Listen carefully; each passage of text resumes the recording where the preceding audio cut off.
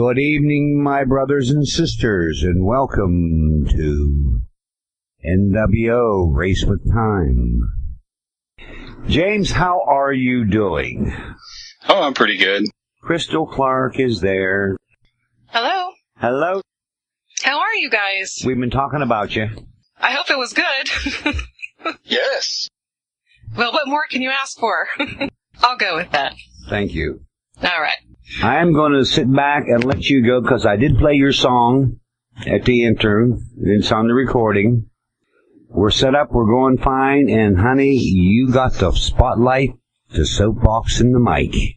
All right. Well, actually, I would like James to go first and discuss the Napoleon and the pyramid issue, because this was actually why we wanted to get back on your show so quickly, because this event happens in 9 days. Are you okay with that, James?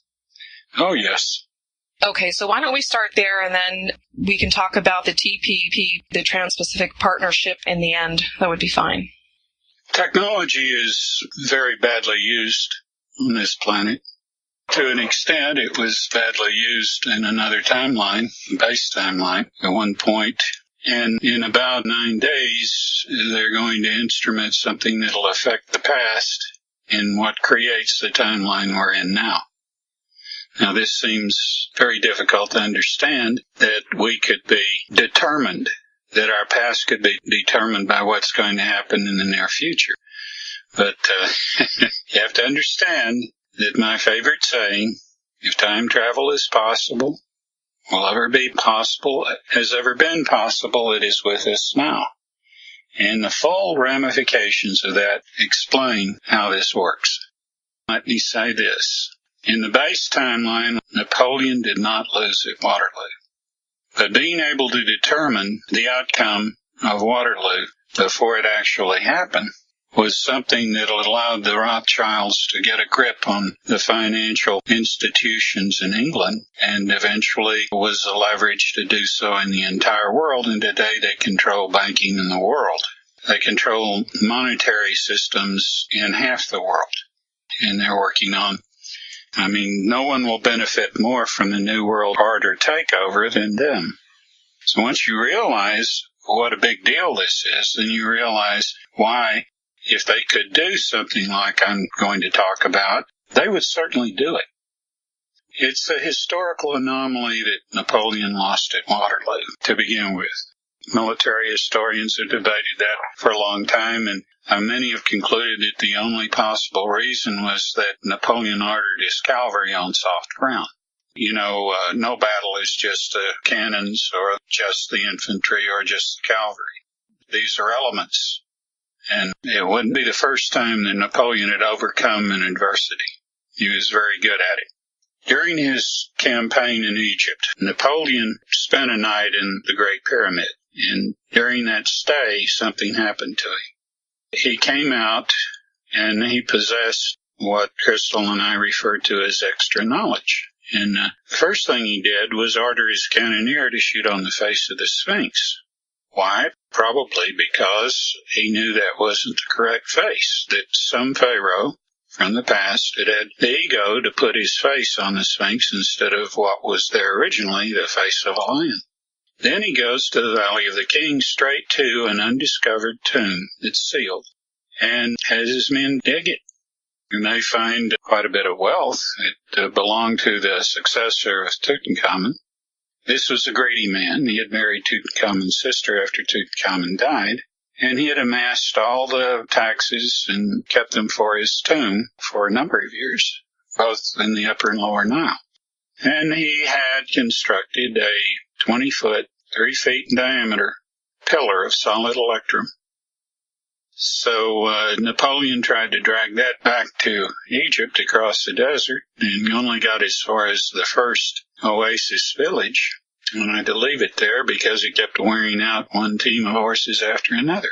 But Napoleon changed quite markedly, and the reason that I even bring this up is that the recent find in Napoleon's skull of an implant chip. And I knew about this and waited for if this would ever happen, and it did. I think the disclosure was made simply to find out if somebody out here in broadcast land might have an idea about what it was doing there, because we're talking about something that in late 18th century just simply didn't exist. So what I am saying is that this was a rare time for Napoleon to ever be alone. He was always with a bodyguard. And it was connived for him to be alone. The schedule was made, and a group of technicians, and this is yet to happen in literal time, will go back to that date, to that point where he is in the pyramid, and they will implant this chip in his head, and it will change him. And he will become like what he hated most, kings and queens and the Jesuits, which he did.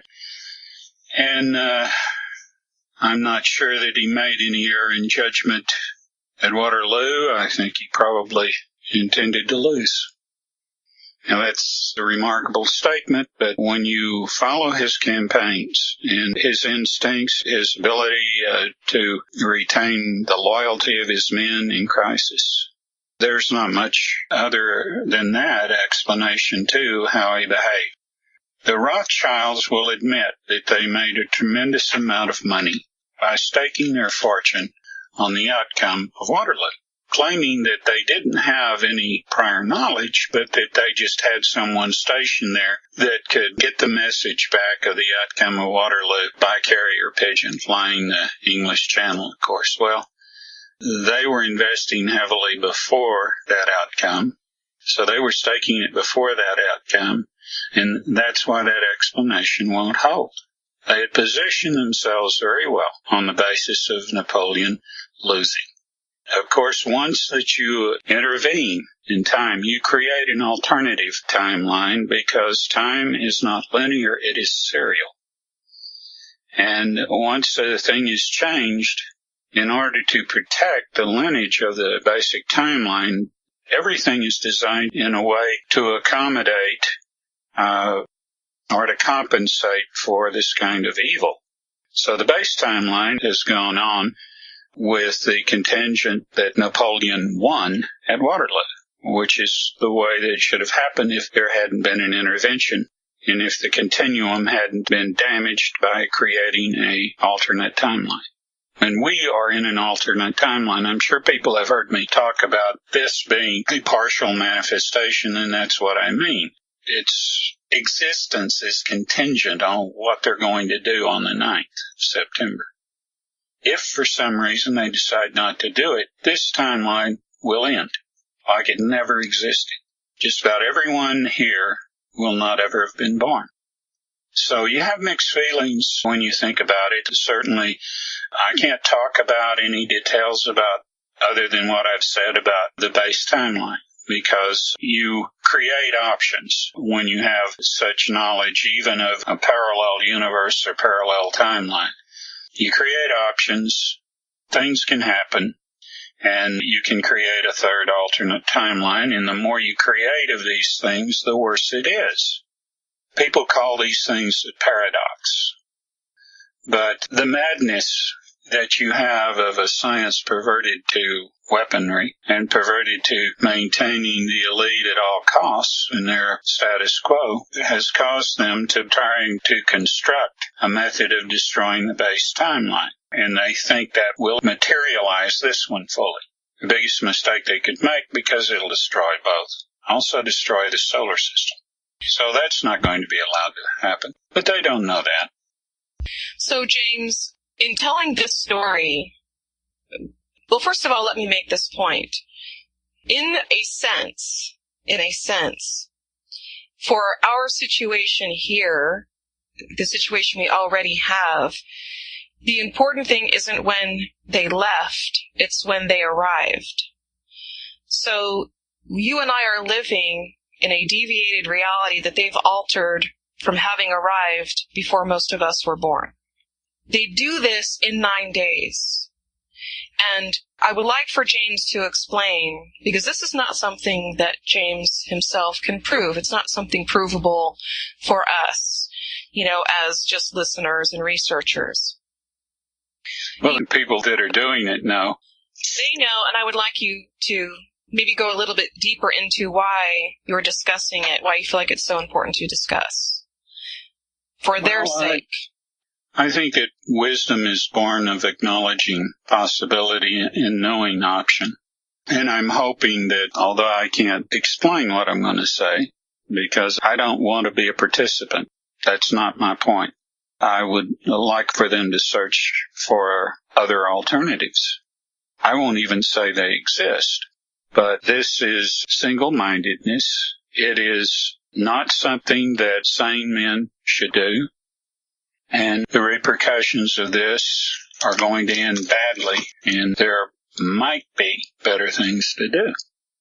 But I bring it up because they found the chip and the behavior of Napoleon after his visit in the pyramid. I look at it this way: if I can explain anomaly and pull all the loose ends together, put it together in a way that answers all the anomaly, and I challenge anybody to present anomaly regarding this that I haven't considered and see if I can resolve it. But there are wise things that are possible when you explore. And doing something for short-term objectives like making a bunch of gluttonous pigs richer, that is not science. That is being a puppet to nothing but greed and avarice, desire for power of life and death over others. And is that really something that science should be about? James, I think that Dave posted a question from the chat about someone having mentioned that the timelines had been unified, and I'll address it very quickly, but I don't think that if people understand how the split occurred, they can't really make that assertion. But I'll let you address that in more depth. No, in fact, all you have to do if you want to see how untrue that is, like I say, get the software that'll show you a fix of the sky at wherever you are at a specific time and location and date, and one night, get your fix, go outside and look at the stars. Do that for every night for a week, and you'll see that at least twice during that week, the sky's not going to be right. The moon won't be where it should be sometimes. Sometimes the sun will set down in the wrong place in the horizon, not the same place it should. Just open your eyes. You will see that too many things are wrong with astral movement to our perception, because we don't fit in. We are like a chunk of unreality trying to manifest. And that's what we are. So let me clarify what you said about the position of the stars, James. So are you saying that before this intrusion was made, that we had star charts, and that after that intrusion occurred, that's why they no longer line up? Is that what you're saying? Well, we have the base timeline has a fully manifested planet. We're not, but we have to be out of the way of the fully manifested base timeline planet, or everything will go. These two can't occupy the same place. Even though one is partially manifested, it can't occupy the same place, and so it is arranged that these two never coincide. But still, are you saying that a person would be able to begin to lean in this direction by comparing what we have here in our star charts versus what we had charted before this happened? Well, no, it's just a matter that we're not in the same position where the planet should be. We really never are. We're offset, but sometimes it's more noticeable than other times. Well, what I'm really asking is, in terms of, we're not where we should be based on what? What would we use to determine this software program that you're referring to, for example? Well, you go outside and you look at the chart. That's where you should see everything. That's the fix on the sky at that time when you're looking at it. And if it's not there, if the constellations aren't exactly where they're supposed to be, the moon isn't where it is, and the planets, then you know things are wrong. You know you are out of time. You're what the arcane masters call in between two worlds. Okay, but again, I want to try to clarify this because I know this is a question that people have. So using this software package, it will tell us where the constellations should be based on the original timeline. Is that right? Because otherwise, where are they getting what it should look like? Where is that coming from? At what point did they decide this is what it should look like, and then we can therefore compare what we see with that? Where did that come from? Well, that's the standard that goes all the way back. They know what the fix should be. But this is the fix that should be the case for the base timeline planet. Okay, right. That makes sense. But it never corresponds exactly. And sometimes it's so far out of whack that it's obvious. Because although you can't see, feel, or touch the base timeline planet, it's there. And if these two ever come together, that would be a singularity. If they ever touch, that would be a singularity. So what you're saying is, just to clarify, is you're not saying that these two are mergeable as two independent timelines. It has to be one or the other, but at no point will they converge again into one mainstream. Of course not. Okay. Of course not. Just look at it this way. Once that intervention changed everything. It changed when Napoleon won, the English monarchy throughout Europe fell, came down. He hated the Jesuits. The first thing he did was the Inquisition, which was run by the Jesuits. And the end of these institutions led to a democratization of Europe in its entirety and most of the rest of the world. And they went through, I would say, Republican forms of government as a consequence. This is an inevitability. I'm not giving anything away, because this would have made a great deal of difference. Now, I'm not saying that the outcome at this time, right now, I'm not saying that the outcome is the same. But I'm just saying that we are in a phase difference right now, because this is the thing nobody's asking me, which tells me nobody understands what I'm talking about.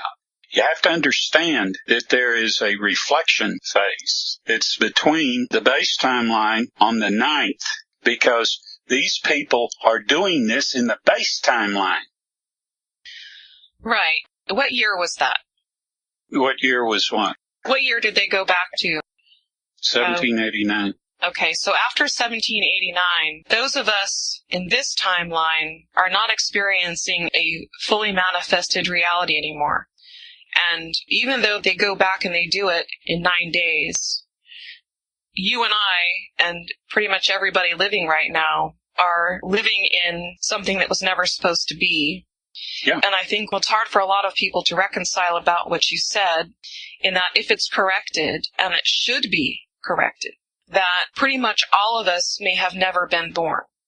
It's unlikely that any of you will have been born as you are. Now, your spirits, they're complete, and it's not like, your value as an entity doesn't exist. It exists. It's just that you will not have had this life, and your ancestors all the way back to 1789 would not have had, there's no matchup. Right, I understand. They would have had the opportunity to make completely different choices because their destiny wasn't being controlled through this manipulation in time.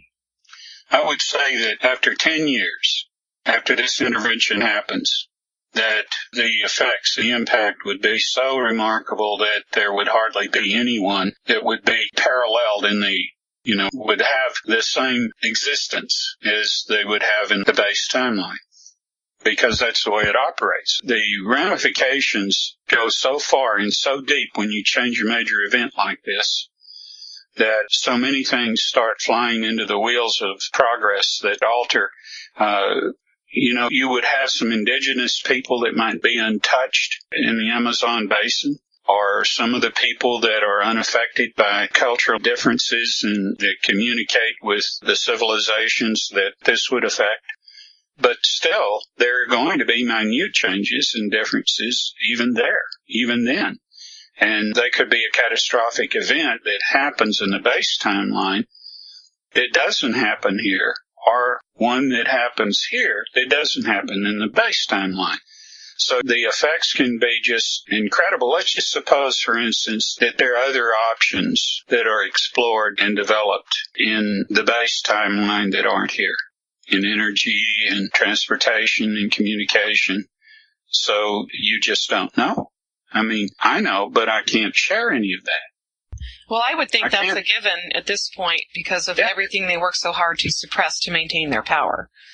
So if they didn't have that power in the base timeline, I would like to think that things went the way they were supposed to. Well, if they decide not to do it on the 9th, it's the throw of the dice. But you got to figure out what your chances are and, be wise. If things continue the way they are right now, there's going to be a great deal of suffering. Yes, and in the end, we won't survive. Yeah, no one's going to win. The madness, we are being led by people that have lost touch with reality if they've ever had it.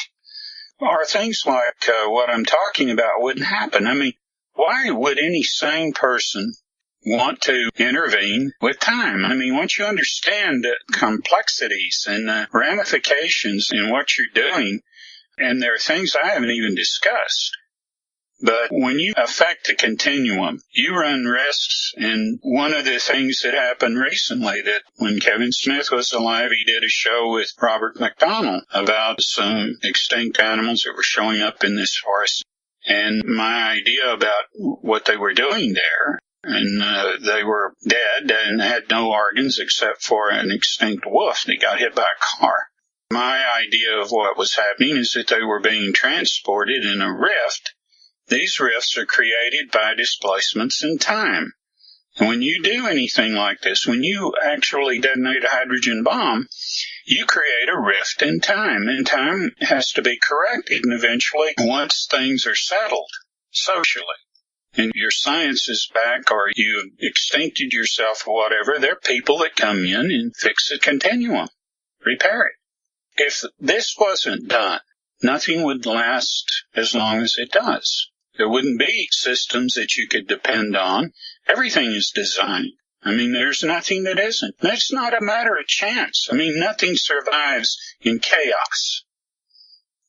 So someone in the chat, James, it looked like, asked what is the mechanism that they're going to use to go back in 9 days to create the timeline, the split, the partially manifested timeline that you and I are currently living in. And also, maybe you could add to that the technology in terms of the chip that they used and why that was so effective. They're using a Generation 4 clipper chip that they've just perfected that affects human behavior. It doesn't have to have a power source. It operates on the energy of the body. And it can create a bias. And this bias can determine certain things about behavior. So it's almost, you could say, self-implementing. It's evil. Who would do that to another person? And this chip was recently developed. This is the new generation. Yeah, okay. Yeah. Okay, and maybe you can talk about what mechanism they're going to use to go back. The individual in the chat who asked the question that Dave posted for us on Skype mentioned CERN. Well, these are power sources for directing certain things, but basically time travel began with interdimensionalism.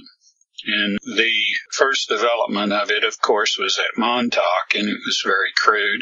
It psychically tore people apart. You can't do it even today without radical damage to tissue, human tissue. It's kind of like a high-altitude flight right now since Fukushima is putting out all this radiation, and you're up there where you're only getting maybe a tenth the shielding you should if you're down below. So you're getting radiation and you're going to suffer. Well, the same as with this time travel, because of the energy that is being used, is being expended, is harmful to human tissue. But where I live, they've been experimenting with interdimensional travel now for some time, and I've pointed out to friends, including Kevin Smith when he stayed with me, airplanes that were going straight down had acquired the speed to do this and freezing in the sky. Now, that's not the plane that you see, that's a pattern of the plane you see, so that when this traveler, pilot, or whomever's in that plane has slipped into interdimensional travel. Now, when he comes back, that freeze right there is a pattern to restore him to this dimension. Now, when they come back, sometimes they're not the same. Sometimes what comes back isn't what left. Now, there are better ways of doing it, which they don't understand, or they really don't care about the human cost. They never have. But they do this experimentation several times a week here, and if you go out at dusk, as the light is changing, and you look in the western sky where they have this vortex charged, then you will see a plane coming over and then going straight down and freezing in the sky. And it may be there until after dark. It may slowly, very slowly, going straight down, it may go 15 arc degrees in 45 minutes. And then, of course, the light will be gone. You can't see it anymore. But that's the experimentations to develop what I'm talking about. Once they refined it to where they could put people back in time or forward in time, which is a different problem there. But back in time, if they put you back in time, of course, the complexity is great. And these people don't always come back. And they usually get lost. So based on what you just said, I would like to clarify this. You mentioned before that two things can't exist in the same space. Our Earth and our timeline can't exist in the same space as the other. So this goes back to what you said. When they went back, there can't be two of them in the same space at the same time. There can't be two of us in the same space at the same time. So that's what caused the split. There's so many things that go wrong. People have tried this in different cultures and civilizations among the ETs and found out they didn't want to do it again. It's just like once that the nations of the world had tried detonating hydrogen bombs, after a while they figure out they don't want to do it anymore because it changes time. Anything that matches the energy of your star will change time because your star is your timekeeper. Now that may sound oversimplified or anything, but it really is just as simple as that. Well, and it is interesting, too, that Edgar Cayce talked about how the sun is a recorder of information. So would you say that that's connected to what you just said? Of course. Well, it's not just the sun.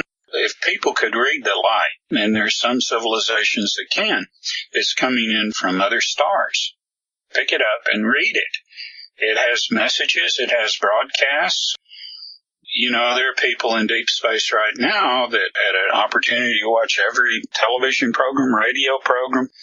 Nothing dies. This energy doesn't die, and neither does the transmission of it. Everything is coded into the energy. You know, we think in terms of pushing things through the air, forcing things or whatever, but light is constant. You know, light that's 1 billion years old is coming through right now. Right here, hitting us. And it's got a story to tell if we could read it.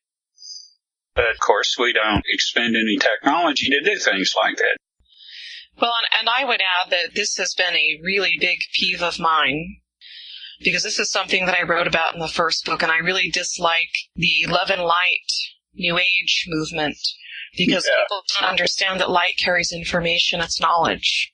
And we have an awful lot of unknowledgeable people out there that are causing themselves an awful lot of harm because they don't have what they need to direct their own free will properly to their best interests and to their own benefit, which is what I often refer to as participating in their own demise out of ignorance. And this is something that people really need to take seriously, because this particular timeline is forcing us down a road where we're going to meet the same end that our ancestors did, because they couldn't admit that they didn't know what they needed to either and didn't do anything about it.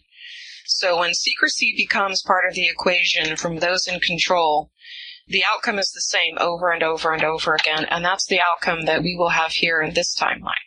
Yeah, I think what breeds this compulsion towards secrecy begins or gives license to it. Because if you'll just stop and think, you are taking away other people's power for self-determination when you are keeping secrets about things that affect them. That's right. But the root of this is in mystery religions. That's where it starts. When you give up your volition, your ability to make your own personal judgments about things and buy into this faith crap, look what you're giving up. You're setting yourself up for doing this and other things. It's a model for behavior that's going to propel you into the future to making the same mistake over and over again. Well, turn the other cheek. One thing after another, and it gets misinterpreted. It's no longer wise. It's just blind faith. And we can't afford to operate on blind faith. No, we can't, because the people that have trained us to are the ones that we're supposed to put our faith in. And if they continue to occupy the positions of power that they do and abuse them the way they are, 7 billion people won't survive it. Again, I mean, this is the thing. You know, religion at no point encourages you to get involved to change your situation because it tells you that you're not capable. You can't speak directly to God. Jesus has to come and fix it for you. Or it's written in stone because God said so, and that's what's in your Bible is what God said, and it's just going to go south no matter what, so just mind your P's and Q's and wait to get raptured out of here. And the New Age community has been rebranded. It's the same story. It's been rebranded over again. Well, you know, just think happy thoughts, which is the religious equivalent to say your Hail Marys, and you're going to ascend out of here. Just hang tight until, you know, or ET is going to come. What you understand is that at no point are you ever encouraged to get involved and do it yourself, because that's the answer. Well, this is very important. This is important to what we've been discussing from the very beginning tonight. This is very important. I don't believe in trying to give a person a reward just to do the right thing. But I'm going to say something, and this will probably make me feel bad for a long time. But I'm going to say something. There is, in humanity, the ability to determine more for himself and for others than anyone on this planet can imagine, including me. I don't know what this split consciousness is capable of. It has a fearful intensity. But I think it's survivable. I think it can be civilized. And because, you know, you have an inbred elite, you take away the inbred elite and don't buy into the BS that their underlings have sold you about, well, you'd do it too if you had the chance. Well, no, I wouldn't. Crystal wouldn't. I know a number of people. I don't think Dave Corso would, because they have to live with themselves. But these people, these inbred, and I don't mean just biologically inbred, I mean they're entrained inbred. And they're brought up to believe they're better than everyone else, and that we're useless eaters, and that they are privileged, that they have a bloodline or whatever, which means nothing. It means not a damn thing. And once that we stop pandering to this, once that we realize that with self-determination, with focus and with direction, with holding true to a set of values that can get us somewhere, and realizing that we're all in this together except for a few that have gone nuts. We do that, we can have the world we want and deserve. But that's not happening, and right now, we could have World War III in the next few days. I'm not saying we will. I'm not saying that that's even likely, but that's a possibility is horrible enough. That should be so remote out of the question, but it's not. And, you know, anybody that's been listening to the news knows that it's a possibility. It's more a possibility right now than it was over the Cuban crisis back in the 60s. You know, and I think, too, that this is a good opportunity to point out that for people who still believe that we can only suffer to learn the lesson, this is a good chance to ask ourselves honestly, how many times do you have to suffer to learn it? How many world wars do we have to have? We know what Hitler did, but we're repeating it. So is suffering teaching us anything? Not really. We're not learning what well, first of all, we're not taking self-responsibility. Everybody's passing the buck. Somebody else's fault. Somebody else is going to fix it. It doesn't work like that.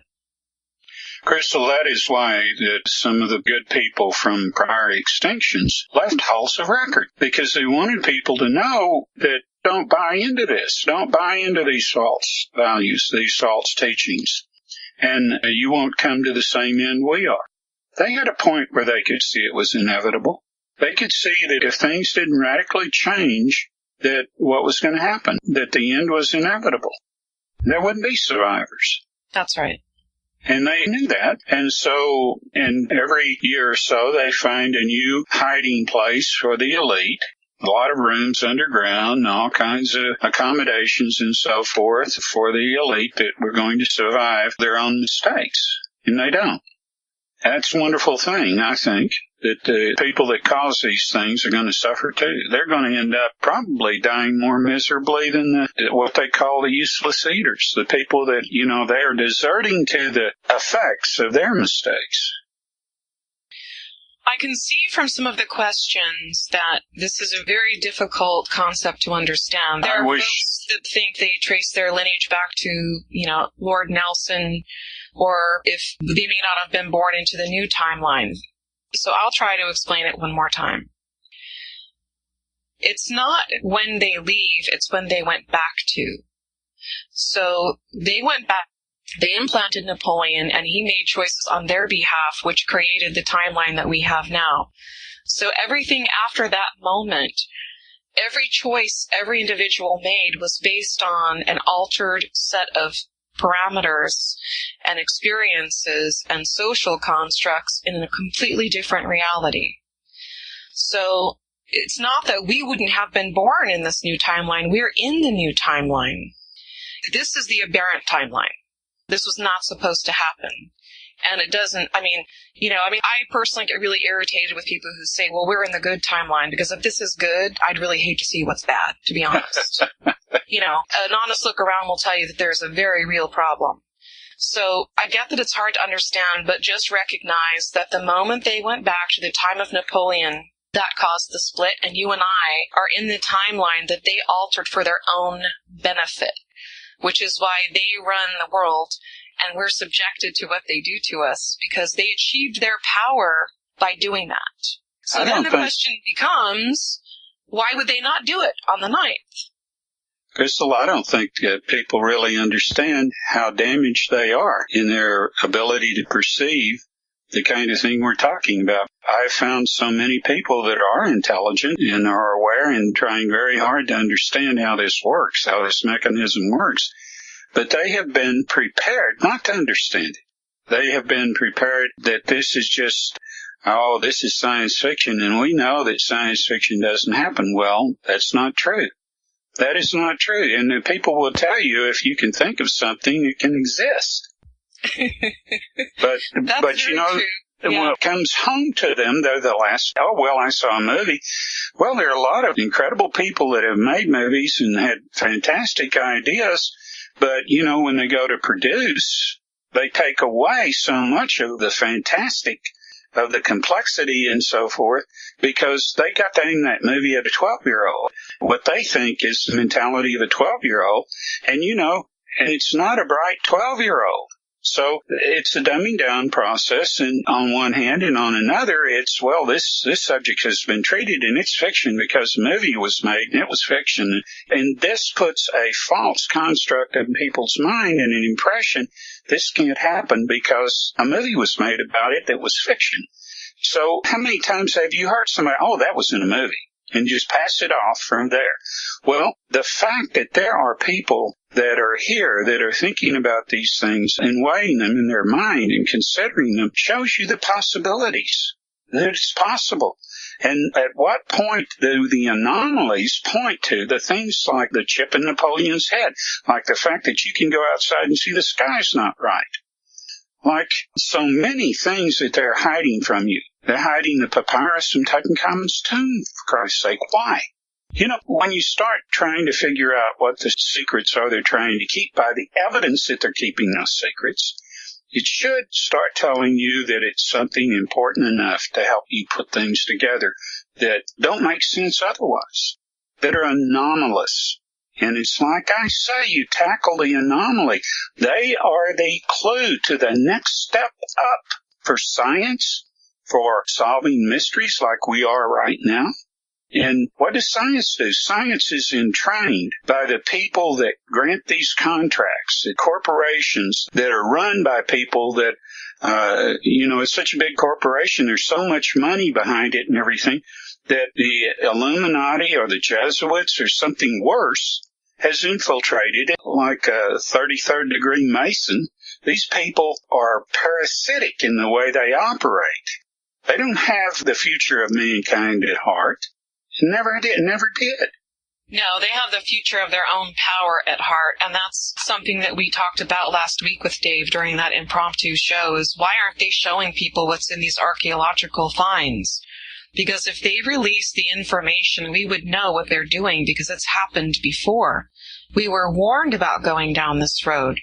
So again, one wonders, in leaving records behind, if they're exceptionally detailed, you run the risk of infecting a new civilization, because if the wrong people find it first, is it a how-to guide or a warning guide?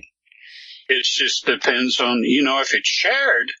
If it's shared, but it's you not. get the wisdom. But if it's not, well, I think the monsters don't need to know the how-to, because I think that they have been inbred for so long. When you start having kings and you have emperors, and then they deify themselves, or worse, the end product is you're breeding people that you have given the power of life and death over you, who consider you worthless. What do they do today? Today, they call people that are not on the inn a useless eater. And they plan to get rid of us. I'm a useless eater. Crystal, you're a useless eater. But the question I think that we're trying to address is, would that be the case if the alteration hadn't happened? I can't tell you. I can tell you that.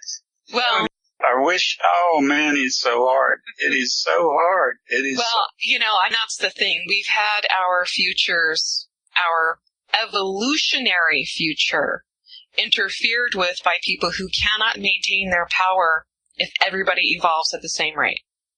It's not even a matter of that, I would tell you, but the thing is, in telling you, I'm putting the options out there to change this one and create a third one, and on and on and on. It just never ends.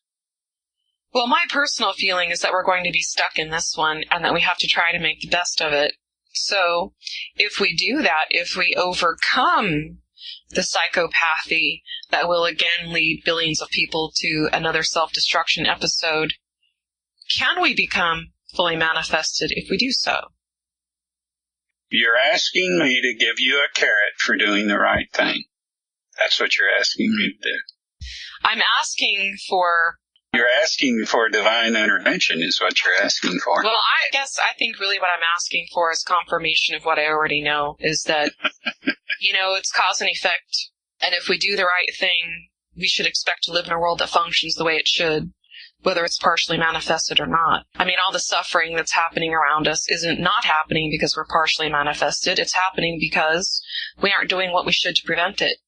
So, how many generations have lived and died and suffered in a partially manifested reality? Can we stop the suffering? Yeah. Should we? Well, let me do what I can to satisfy that question. I'll do what I can. If you just bear with me now.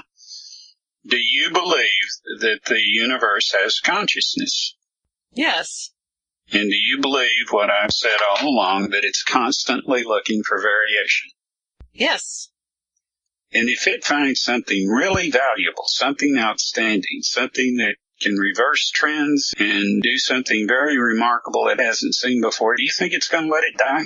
No. Right. Okay. So, James, maybe just to go over this a little bit more, you've used the phrase extra knowledge. I've used the phrase extra knowledge. So maybe you can discuss that a little bit more, because I am a believer that we do get information coming in from other places through light. And I think that chemtrails, whether by hook or by crook, are also somewhat robbing us of that experience, which is kind of irritating. But could you maybe explain extra knowledge, and also what happened to Napoleon in the pyramid? How did they get to him? Well, they have other technologies too. So second technology, they have a way of knocking you out. So when he was there, they played a scenario, and something happened that caused him to access in this environment. The Great Pyramid and a number of other pyramids of a certain type have had instruments in them which have left residues. And these are kind of like a vortex or portal or whatever. If they're energized, the residue, the direction, template, vernier frequency, dialing, whatever you want to call it, it can operate in a way that it has in the deep past in other lineages. Because the Great Pyramid has been here a lot longer than people suppose. It's much older. And so there have been two lineages that have come and gone with it there. And both these lineages had these devices. The pyramid is built to withstand the greatest amount of upheaval, the greatest amount of crust movement, or any number of things because of the way it's designed. So when this energy that delivered these people in there to interfere with Napoleon, it also created something that affected his subconscious in a way that he could see things he had wondered about. And the answers came to him. That's extra knowledge. Extra knowledge is what happens when you can somehow, due to something happening to you, some kind of shock or whatever, you get a window into this genetic knowledge that is passed on from prior experiences. Some people talk about incarnations or whatever. I don't know about that. I don't incarnate. I can't talk about that, Spirit life is something else. I've seen a lot of things, but I haven't experienced them. So that Napoleon had access, and he knew, when he came out of there, he knew where Horam-Hobab, as I call him, they knew where his tomb was. He knew where his tomb was. And that had been searched for and searched for and searched for because it was known historically that electrum was in there. It was worth the king's ransom. And he also knew that face on the Sphinx wasn't right, which annoyed him greatly. So let me stop you there. When you say it wasn't right, what was the face on the Sphinx when he was there? The face of a pharaoh. Of the pharaoh. And what should it have been? Lion. A lion. So is that why he destroyed it? Well, he just knocked a chunk out of it. He had his cannoneer fire on it and knocked a chunk out of it, that chunk that you see missing today. So is that why he did it, though, do you think? Yeah. Because he knew the face wasn't right. All right, so he did that of his own volition. So did they actually chip him inside of the pyramid when he was alone? Yes. Oh, yeah.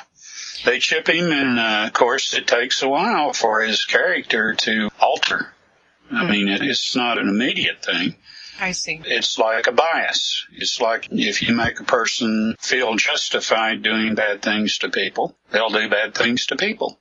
Right. With him, he decided he'd be emperor, and that was a big mistake, and began to lose the support of the people and began to be extravagant. So even when he came back after exile and reestablished the 100-day empire, that's when he affected even more of these monarchical trappings. And, it didn't agree with the French people, who still remembered the Ancien regime and hated it.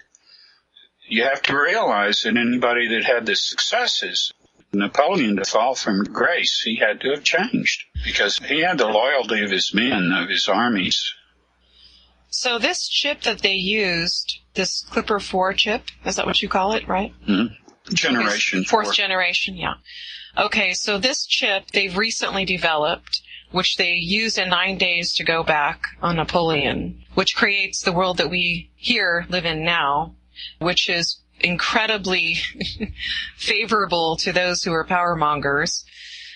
So this chip are you saying that it was pre-programmed in a way to alter his behavior so that somebody didn't have to be there constantly sending signals to it?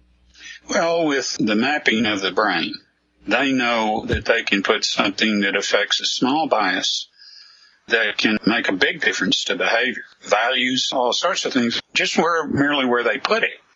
They wanted to affect his behavior so that he didn't have the same feelings about the monarchy and the Jesuits and so forth.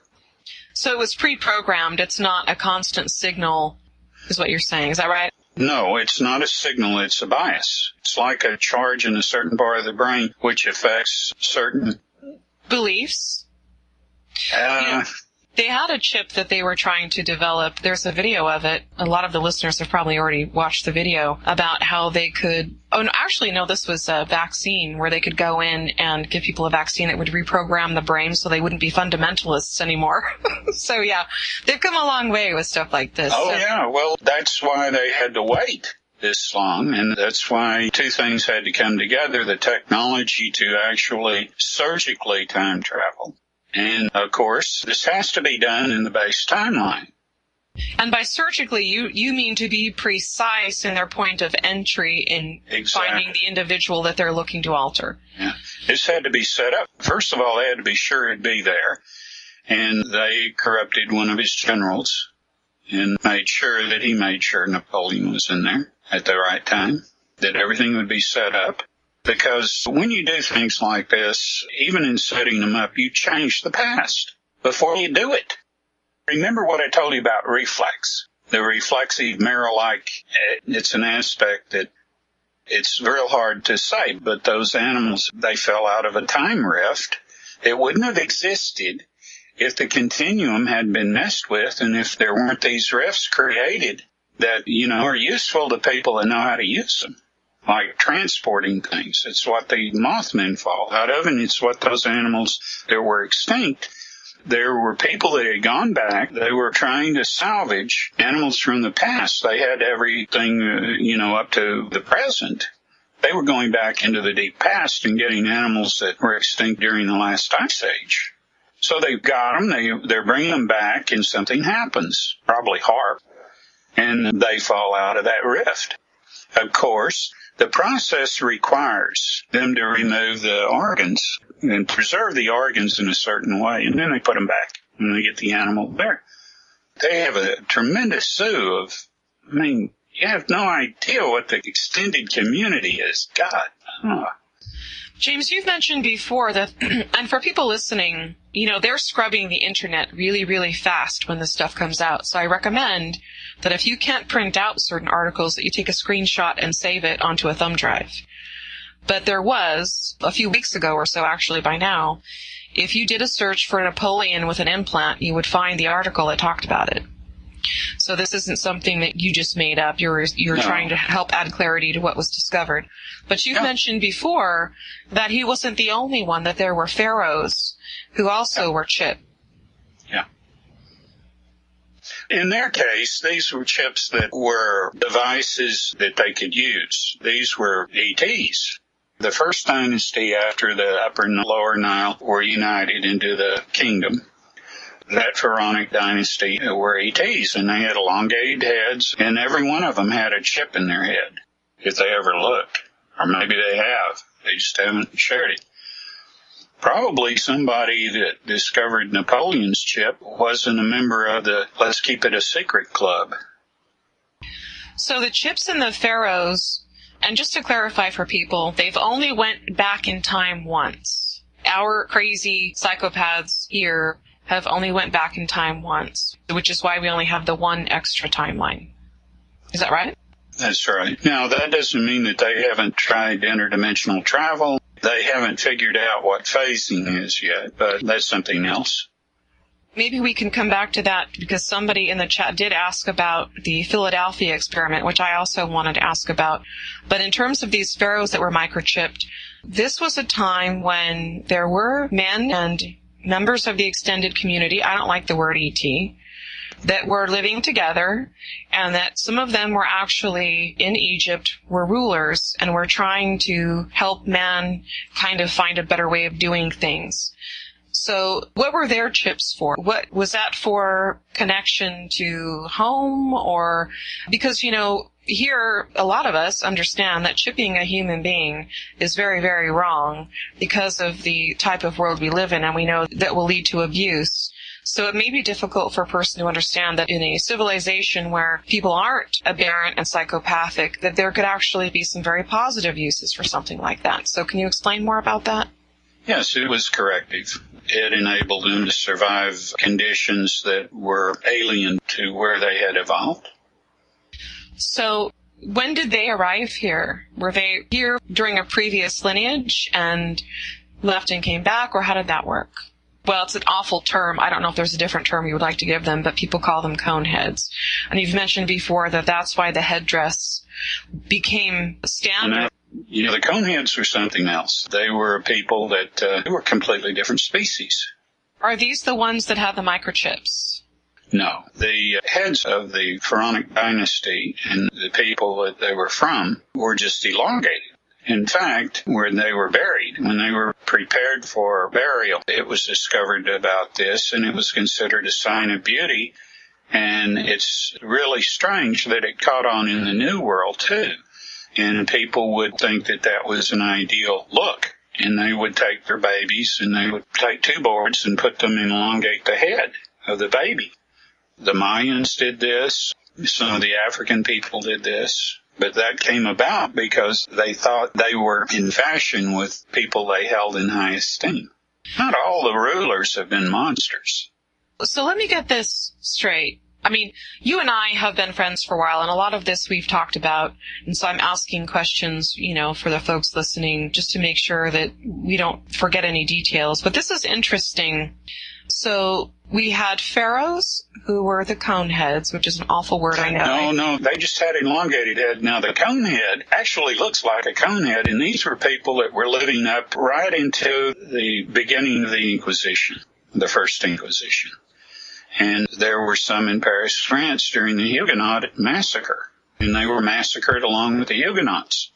And there are paintings that you can find from that period which show them. The idea that the Catholic Church attached such enigma to a conehead that the dunce cap is modeled after a conehead, because they wanted people to think, well, these are just subhumans. Well, they weren't subhumans. I see. So we didn't have any genuine cone heads that were pharaohs. Their heads just extended back about 6 inches further than the normal head would today of Homo sapien. Okay, but these were also peoples from elsewhere, the cone heads.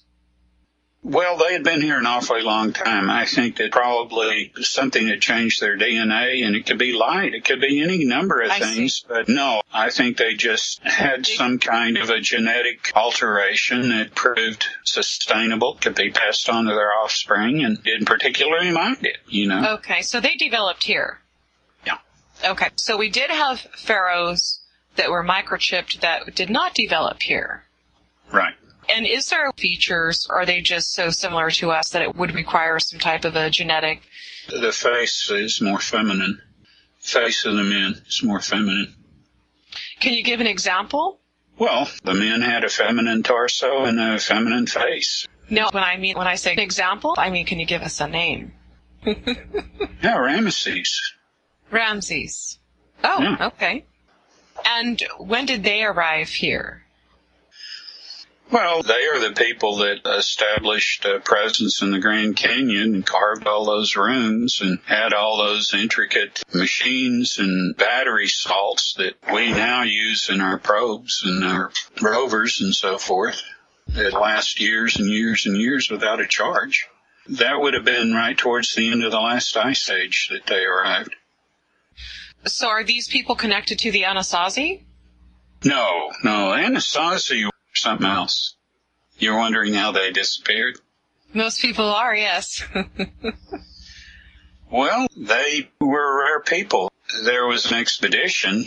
Due to whatever happened, I'm not sure of all the details of this, but they had established a friendship with off-Earth intelligence, and their elders were remarkable. They weren't typical of most cliff dweller peoples, and they had a society that was very close. And they went through a number of adversities and were on the verge of being wiped out by disease. They used sandstone matat to grind their corn. They were remarkable people, and because of certain problems with their diet and other things, they succumbed to a disease, and they approached someone that was hibernating here, let's say, and asked for help. And he helped them. And they decided that they wanted to follow him, and he became very fond of them and decided that this wasn't the place for them to be. I see. I think that's another really important thing. You hear people say, well, if we aren't fighting each other anymore and we aren't struggling with disease and poverty and everything's fine, what are we going to do? Just sit around and contemplate our belly buttons all day? And I really hate to hear that because it's so short-sighted. Because, our existence here on this planet is a very tiny grain of sand in terms of what's really possible for us to experience. And even this tiny grain of sand, poverty does not let 99% of the people on this planet explore it. They can't go to other countries. They can't go to the Virgin Islands. They can't go swim with the dolphins. Their children don't get to see the Grand Canyon.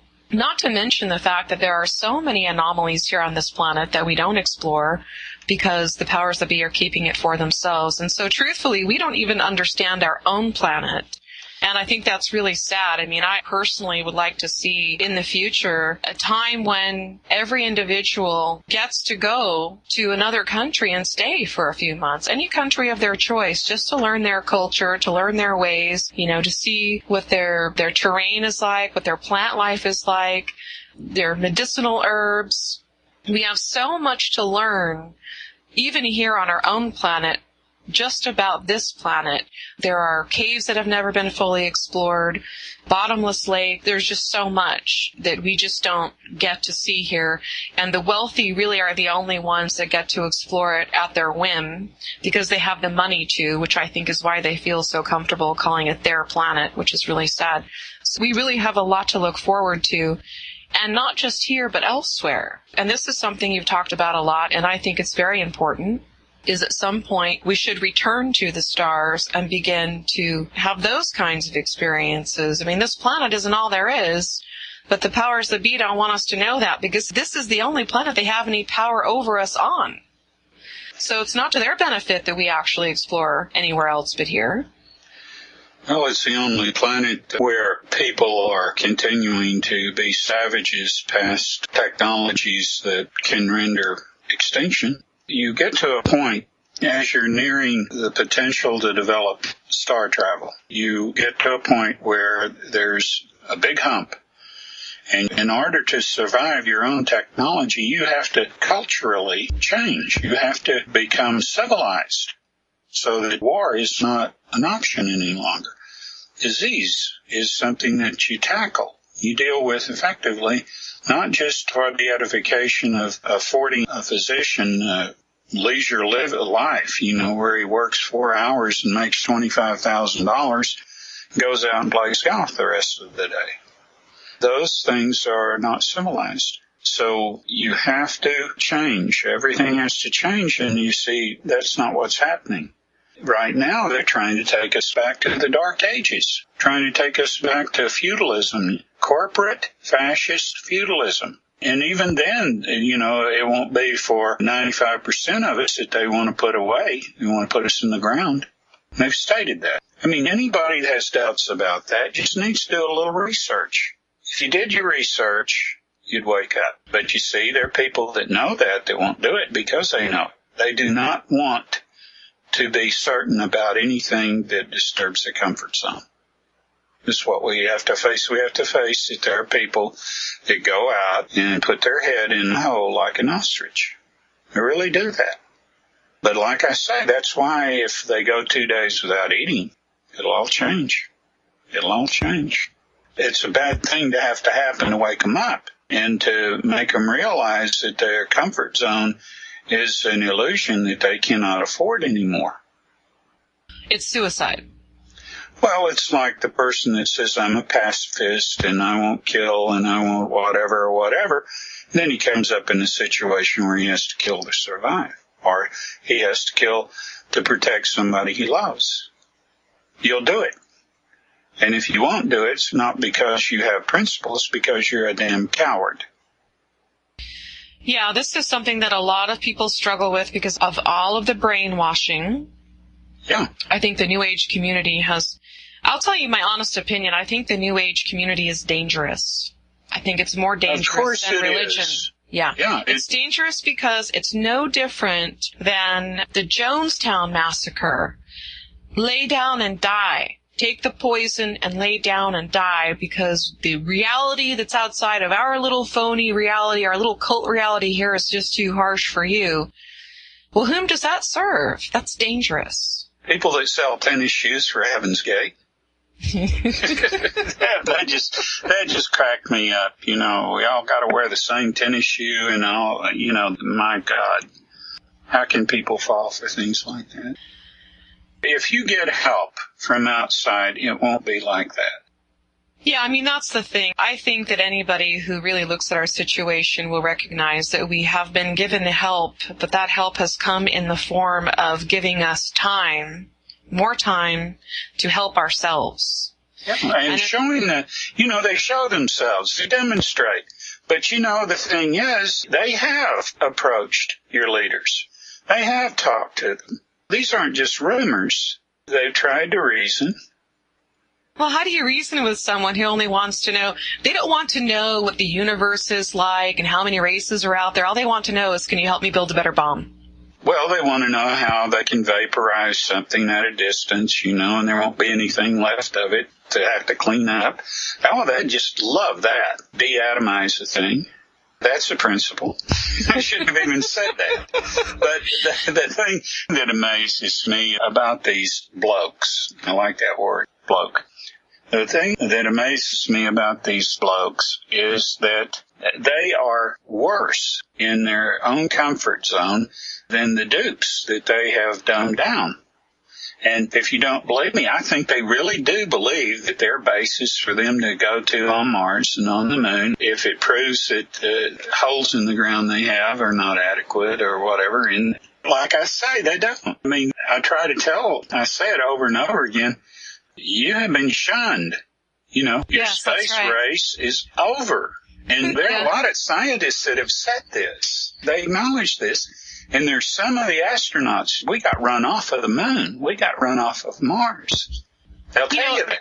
Yeah, it's very true. And I think that, if people would really think about, compare sources and think about things genuinely on their own and try to reason them out, we've done all of this before. This is the 7th time. And if at any point, and it's always the same way, it's always the same patterns that cause our own demise. And we have an elite, we have a psychopathic elite that hide things, they hide technology, they create, a caste system, the haves and the have-nots, and it pretty much goes downhill from there once that happens. That pretty much spells out the end if it isn't changed by a certain point.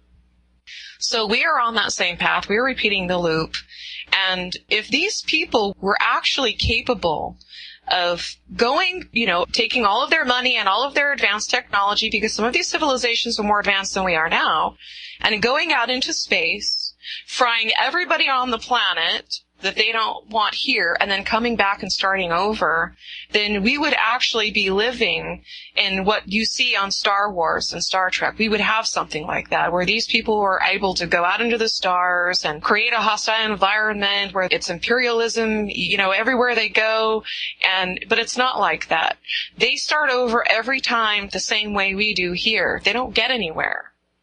And what's really sad about it is, and what's so important to me, and I think to you, to communicate what we do, is to try to help reach who we can within their repertoire, is they won't survive it either. They never have. And at some point, I would think that if they had records from the past, that they would probably know that. Well, I'm sure that they're not as straightforwardly aware as you might think. I think that they are craven with materialism. And, nobody's going to get their gold. Nobody's going to get all the wealth that they've hoarded and stolen, and all the land and water that they control, and oil reserves and all that. I mean, they're so eat up with that, that, one little thing could change everything. Could change somebody that knew how to broadcast electricity like Tesla. He could take it from the ionosphere, could charge the ionosphere, produce all the electricity the world would need, and broadcast it. It couldn't be metered. It'd be free electricity, and it'd be free energy. Yeah. So instead, they'd rather frack and drill and destroy our planet. Yeah. Well, they have it in their heads that they're going to get enough water. They're going to control enough of the clean aquifers and then contaminate all the rest of the fresh water on Earth. And that will make their water more valuable. It's kind of like Goldfinger. He's going to buy up all the gold, and the gold that he didn't have, he's going to go to Fort Knox and irradiate it so it would be hot for 250,000 years. And that would make his gold worth so much more. I mean, you see the idiots? They think about natural resources as the last frontier to just have this obscene wealth and control. You know, it just never ends. Imagine scalping a continent so that you can go and invest in desert and it's going to be coastline before you're through. Madness. Absolute madness. Yeah, but actually it does end, and it ends the same way it ended the past 6 times. And I think that they're so arrogant, they believe that they concede where their like-minded predecessors failed, and I'm sure their predecessors thought the same thing. It doesn't work like that. And it would be really nice if they could figure it out, because I would very much like to have a future, and I would like to have them in it if they can actually be part of it for all of us. I mean, that's what's so sad, is that they'd probably rather die first, Chris. And that's sad, isn't it? Because they have power to do so much good. All of this, because they're arrogant and they're narcissists and they want attention, they could have it. They could be heroes. They could be global heroes. You know, you remember all that attention Obama got when he first came out? If he had lived up to what he said he would do, people probably really would think he was Superman or born in a manger.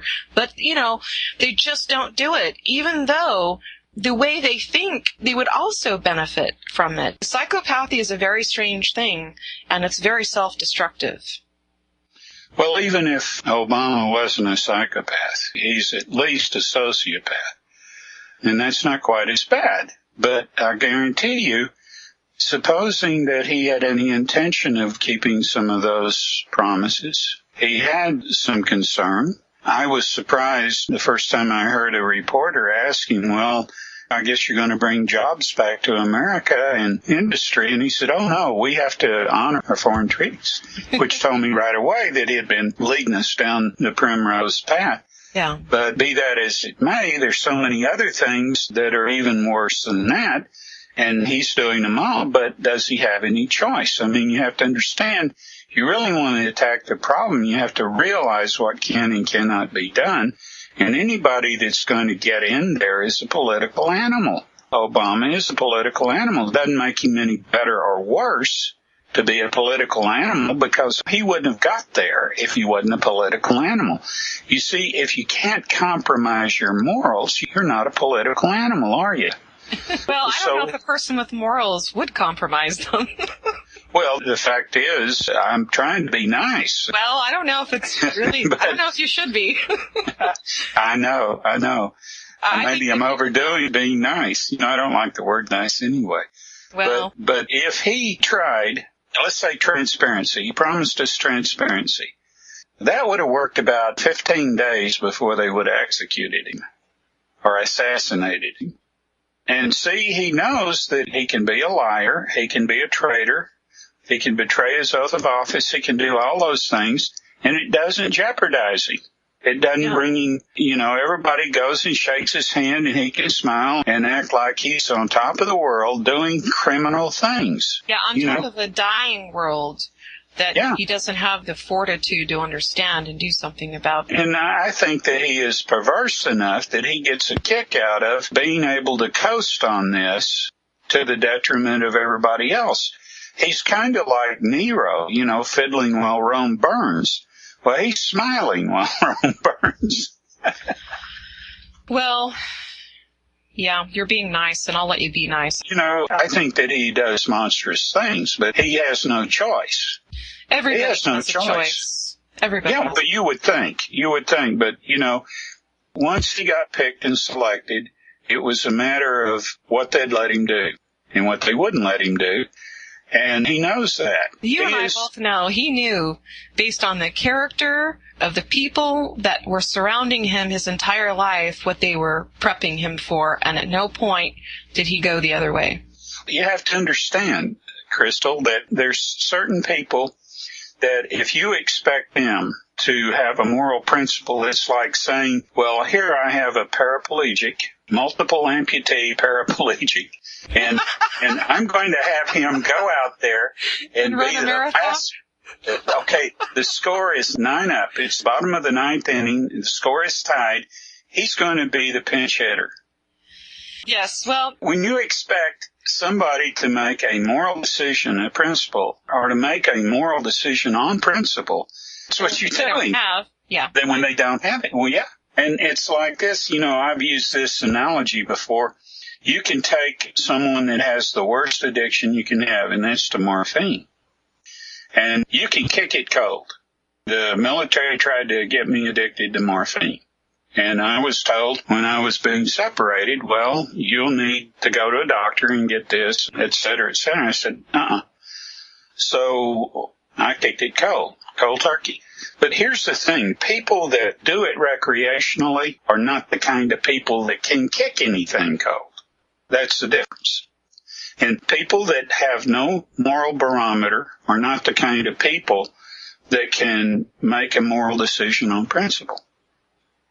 Yes, that's true.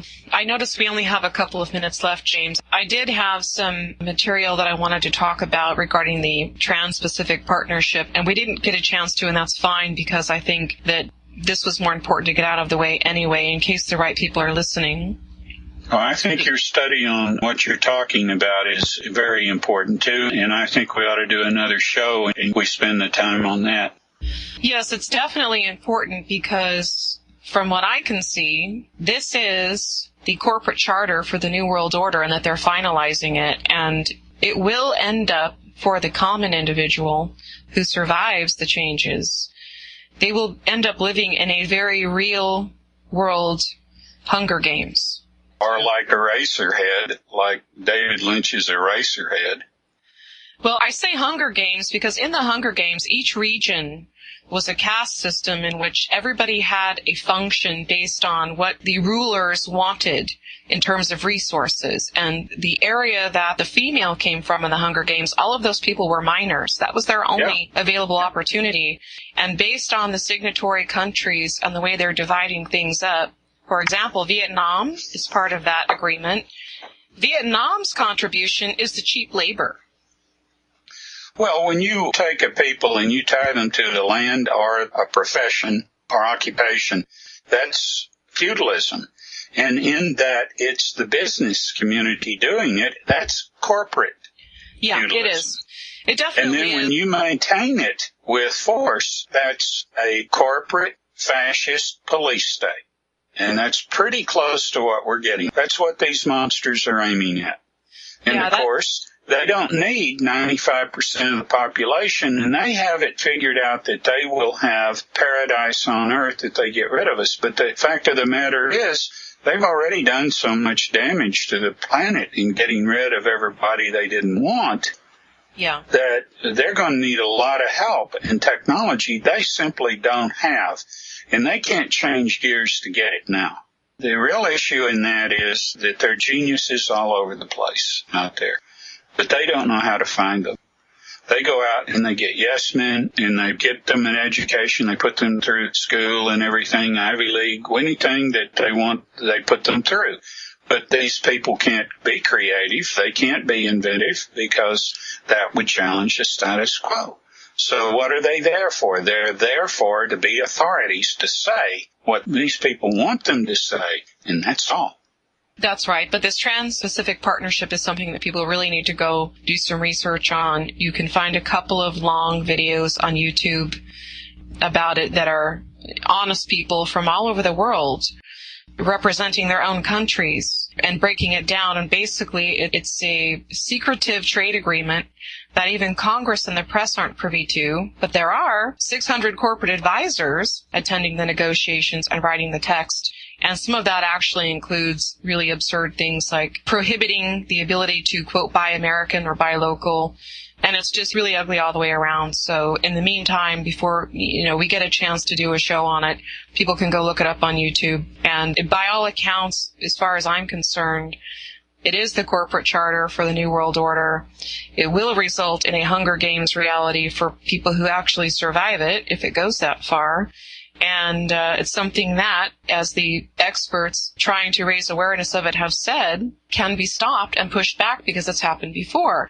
They have a target date of October 1st, I think it is, which coincides with a lot of other very interesting target dates. DHS's requirements for their bids they've put out for MREs and all these other things.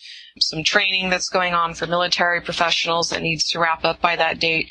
So there's some kind of a strange thing that they've got planned in the fall, in October and November, but it's very true, like these people say, that we can push it back.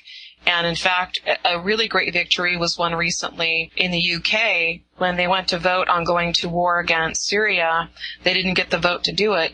And I think there were a couple of very, very key people in Parliament who spoke their mind and their conscience and swayed the kind of people that they should have swayed at the last minute. So people should never, ever underestimate that one person can make a difference, because it's the only thing that ever does, and it happens all the time. So people should look at that. But I'm actually ready to wrap it up. I think personally I'm done for the night. Well, you were going strong. Yeah, that's I know that's a cliffhanger for next time. I know. Well, let's follow this subject up. It's important. Somebody actually emailed me privately a couple of weeks ago and said, more or less, this is important. Can you help raise awareness of it? And I had not heard about it. And really, I'm shocked because it's such a big, big deal. So definitely awareness needs to be raised, and I'm happy to help do that. Yeah. Well, the problem we had, because people didn't study NAFTA and GATT and realize that what Perot actually said was absolutely inevitable, and he wasn't whistling Dixie at all. We should have realized what it meant to the United States and to the quality and standard of living of people here. We could have challenged it, and we could have demonstrated very strongly against it. But, yeah, there just wasn't the awareness. Americans took it on the cuff. Yeah, they did. They won't do it again. No. People are done with that here. A lot of people are done with that. So I think that if we can raise awareness, we can, really get something done. Some people refer to it as NAFTA on steroids. Other people refer to it as a coup d'etat against democracy. I think it's worse than that. This is much worse. I think you're right about it being a blueprint for the New World Order. Yeah, I think they're hammering out the final details of who gets what, and that's not good. Well, anything that's secret's not going to be good. That's right. It's a simple formula, isn't it? Secrecy from them equals bad for us. Every time. Every time. So I'm ready to call it a night. All right, so are you there, Dave? Mr. Corso? I'm sitting here just enthralled listening. Oh, okay, there he is. Thank you very much, Dave, for having us. I really appreciate it, and thank you very much. You're welcome. You're listening to Wolf Spirit Radio.